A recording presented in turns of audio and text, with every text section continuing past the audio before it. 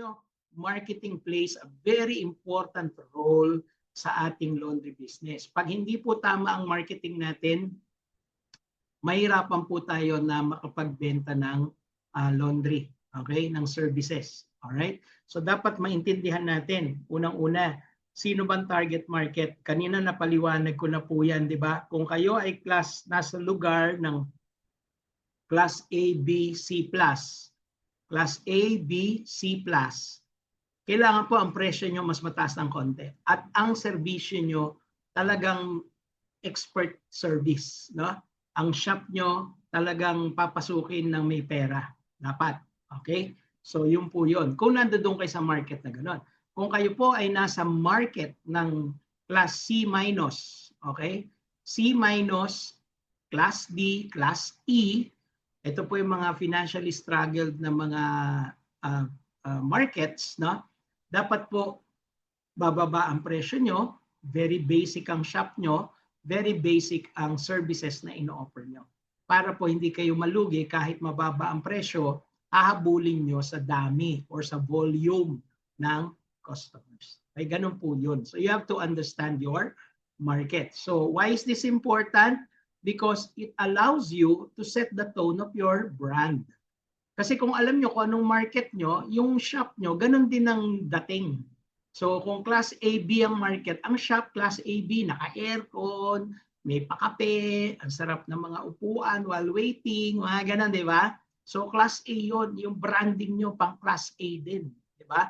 Ang presyo nyo pang class A and B. Alright, para pasukin kayo. Pangalawa, it helps you create a vibe that will attract the same types of customer.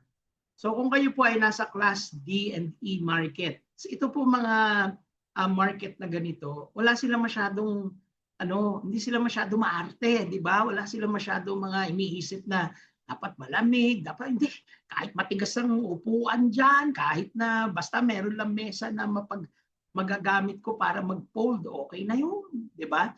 Yung mga ganung mindset ng market mo, sasabayan mo rin siya kasi kung ganun ang market mo do sa lugar na 'yon, then you could do the same type of basic service na hinahanap nila. And therefore, malalower mo yung price mo. Right? Kasi pag naglagay ka doon ng mukhang mamahalin na laundry shop, di yung mga nandoon na class D and E, malamang sa itsura pa lang ng shop mo, hindi ka napapasukin. Diba? Siyempre, na-intimidate na sila eh. Ay, naku, mahal dyan. Hindi, magagastusan ako yan. Doon na lang ako sa mukhang kuweba ni Batman, yung laundry shop niya. O doon na lang ako. Diba? Yung may ganun siyang thinking eh. So, hindi mo siya market. Right? So, dapat nagbumabagay ka sa market mo. Kung ano yung market mo, that's the kind of shop that you should open. So, you can attract the right kind of customers. Alright? And of course, kung alam mo kung sinong market mo, nakakatulong ito para matama ang presyo mo. Kasi remember, if your market is willing to pay more, do not price less. Okay? If your market is willing to pay more, do not price less. Kasi ang mga tao willing to pay more, hindi bibili sa cheap supplier. Tandaan niyan.